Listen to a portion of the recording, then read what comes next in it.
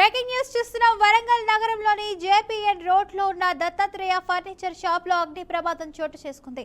భారీగా ఎగసిపడుతున్న మంటలు పక్క షాపులకు విస్తరిస్తుండటంతో స్థానికులు భయంతో పరుగులు తీస్తున్నారు. ఫైర్ సేఫ్టీ అధికారులకు సమాచారం అందించడంతో ఘటనా స్థలానికి చేరుకుని మంటలను ఆర్పుతున్నారు. ఇక పరిస్థితి అదుపులోకి వచ్చాక ప్రమాదానికి గల కారణాలు, ఆస్తి నష్టంపై క్లారిటీ వచ్చే అవకాశం ఉందని పోలీసులు వెల్లడించారు. పశ్చిమాసియాలో యుద్ధం మరో కీలక దశకు చేరుకుంది. ఇజ్రాయెల్ సైన్యానికి అండగా నిలుస్తున్న అమెరికా అత్యంత భారీ స్థాయిలో ముందడుగు సామగ్రిని సరఫరా చేసింది. దీంతో ఇవాళ రాత్రికి యుద్ధం మరింత భీకరంగా మారే సూచనలు కనిపిస్తున్నాయి.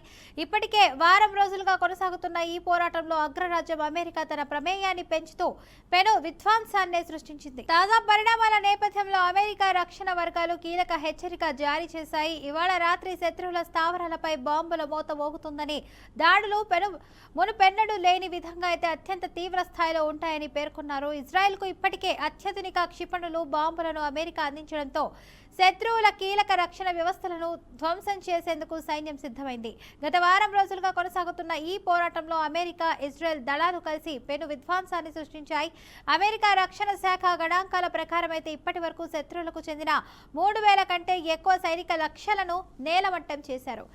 ఇందులో కీలకమైన క్షిపణి ప్రయోగ కేంద్రాలు, ఆయుధ గిడ్డంగులు, కమాండ్ సెంటర్లు ఉన్నట్లుగా సమాచారం.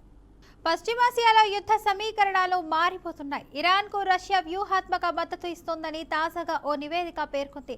అమెరికా యుద్ధ విమానాలు, యుద్ధ నౌకలు, సైనిక స్థావరాల గురించి ఇరాన్కు రష్యా రియల్ టైమ్ ఇంటెలిజెన్స్ సహకారం అందిస్తోందని తెలిపింది. ఇక యుద్ధం తీవ్రమవుతున్న వేళ అమెరికా దళాలను లక్ష్యంగా చేసుకునేందుకు ఇది దోహదపడుతుంది. పశ్చిమాసియాలో యుద్ధం ప్రారంభమైనప్పటి నుంచి అమెరికా యుద్ధ నౌకలు, విమానాలు, ఇతర సైనిక స్థావరాల సమాచారాన్ని ఇరాన్కు రష్యా చేరవేసిందని ముగ్గురు అధికారులు వెల్లడించారు. యుద్ధం ప్రారంభంలోనే ఇరాన్ అమెరికా దళాలను కనిపెట్టే శక్తిని చాలా వరకు కోల్పోయింది. అయినా అగ్రరాజ్య సైనిక లక్ష్యాలపై దాడులు చేయగలుగుతుంది.